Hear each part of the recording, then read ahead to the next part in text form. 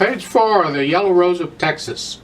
At the top of page 4, they're giving you a preparation in the left hand. Let's just talk about it briefly. Really, it's dealing with the 5/7 chord. This is in the key of C major. They want you to play the F and the G with the thumb. So you put your thumb in this position. It's very common. And play them together. That's because your hand will be stretched out, and it's just easier this way.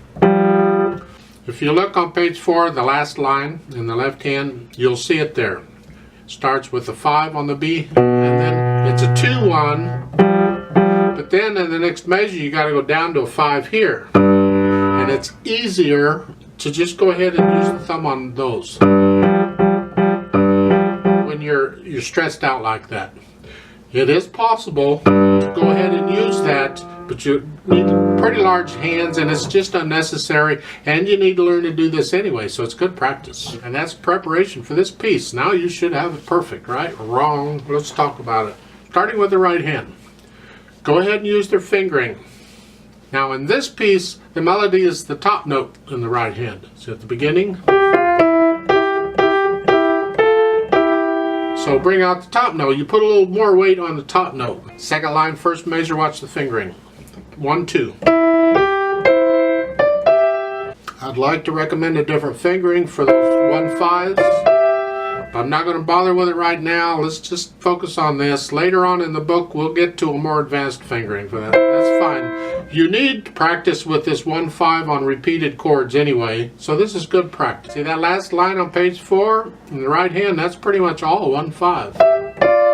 Till you get to the 8th notes at the end. Now, page 5, look at the second line. You're starting out with a 1/5. The last measure, now it's a 4. And the next measure, it's a 1/5. So you got a 4 here and a 1/5. And then a 2 and then a 1/5. So just work those out and try and get to the point where you can play that without looking at the keyboard. Develop that feel for going up and down one key, or for changing a finger on a key or whatever without having to look at it. It takes a little practice, but if you work on it, you'll get it. The left hand just has the chords. The 1 chord, the 4 chord, the 5/7 chord, and we're all happy. You see at the bottom of page 4 in the last line there, this chord, the first measure, play all those notes together, that's a 5/7 chord. Well, in the next measure, when you have this, it's still a 5/7 chord, because the whole chord is this. The 4 notes, we're playing a G on top, doesn't matter, it's still a 5/7 chord, and we're just leaving out notes. You can leave out notes in a chord. The first time we're leaving out this note, and then the other one, we're leaving out both notes in the middle. It's still a 5/7 chord. It gets tricky sometimes when they start leaving out notes. You're trying to figure out what the chord is. They tell you what the chord is. Again, we got the chord or the letters above the staff, so a guitar player or someone can play with you. And that G7 in that last line is a 5/7 chord in the key of C major. Do I have to go through all this theory again? Because it's important you understand this. I'll leave that for the regular method book. Let's just go on with this. In the left hand, watch the fingering in the last measure, that second ending at the bottom of page 5. The first note's with a 5th finger. That's because you're coming off of this chord. Then you move the hand down and put your thumb on it. Because you can separate each of these notes. You don't have to play them legato.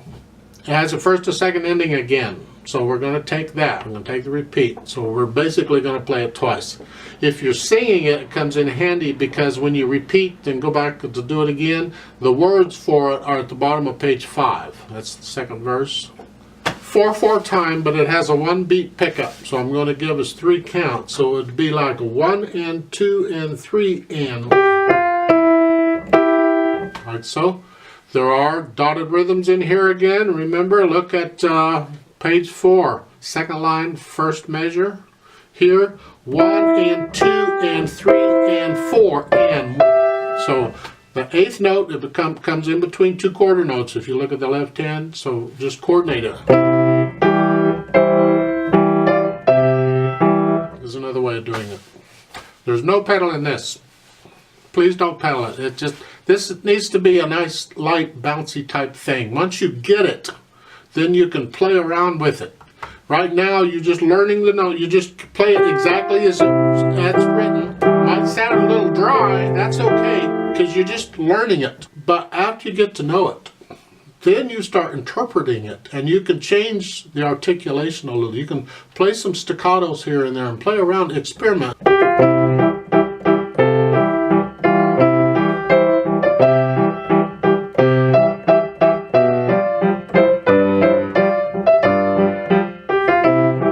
You know, the way we're doing it is really dry, but that's okay. It's just a mechanical part. You will turn it into music later. Right hand's here, left hand's here. There we go. One, and ready, and go, and.